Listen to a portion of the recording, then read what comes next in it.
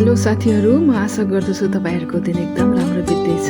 आज पनि म तपाईहरुको मध्येमा यो सिजनल फ्रुट लिएर आएको छु। यसलाई यहाँ प्रुने भन्छ र यो प्रुनेको जाम पकाउन गइरहेको छु। एकदम सजिलो छ साथीहरू, तपाईहरुले पनि ट्राई गर्नुस् ल। यसलाई चाहिँ मैले पहिला धोए मजाले। धोइधाइ गरिसकेपछि म चाहिँ अब अल्छी मान्छे, त्यही भएर सजिलो गर्नको लागि मैले यो ओभनमा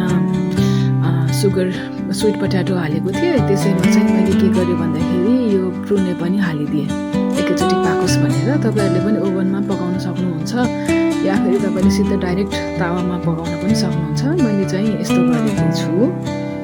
अनि यसलाई चेक गरेँ, टाइमर लगाइदिएँ। फेरि एकछिनपछि फेरि आएँ र चेक गरेँ र अलि पाक्न लागेको थियो, तर मजाले पाकेको थिएन। त्यसैले गर्दा फेरि मैले चाहिँ त्यसलाई अझै टाइमर लगाएर पाक्नको लागि छोडिदिए र अनि अझै हिट धेरै दिए।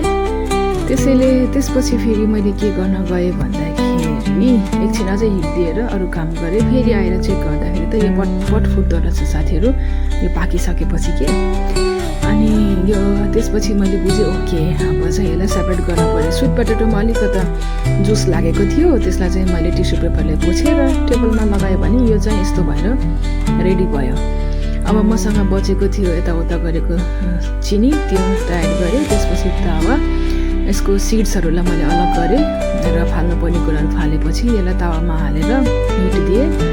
अनि त्यसपछि मैले के गरेँ भन्दाखेरि यसमा मसँग कपमा हेरेको त जम्मा आधा कप सेतो, आधा कप ब्राउन चिनी रहेछ। जे थियो मसँग त्यही हालेँ।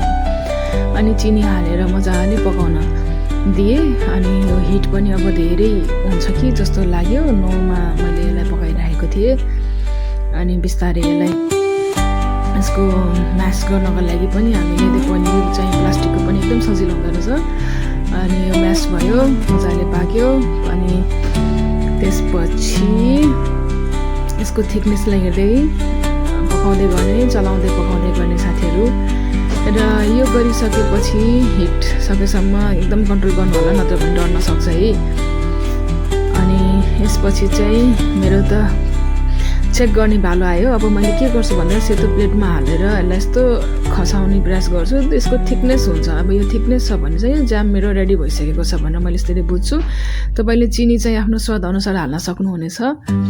अनि त्यसपछि यसलाई चाहिँ एउटा सिसाको भाँडामा टक्क खनाउने, अनि त्यसपछि स्टोर गरेर राख्ने। अनि पाउरोटीसँग र ज्यामसँग र तपाईँको उन्ट बटरसँग यति दामी हुन्छ है, यति दामी हुन्छ। मलाई चाहिँ एकदम मनपर्छ। तपाईँले पनि यसलाई कन्जम्सन गर्न सक्नुहुनेछ। अनि यो चाहिँ तपाईँको अब डिपेन्ड गर्छ कतिसम्म तपाईँ खान चाहनुहुन्छ। त्यति बेलासम्म तपाईँले मजाले राखेर स्टोर गरेर खान सक्नुहुन्छ। मैले चाहिँ लगभग 3-4 महिना मजाले खान्छु। Thank you so much for watching. Have a nice day.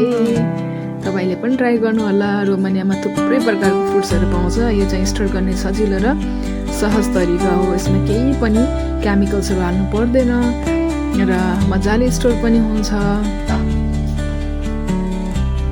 Okay, thank you again.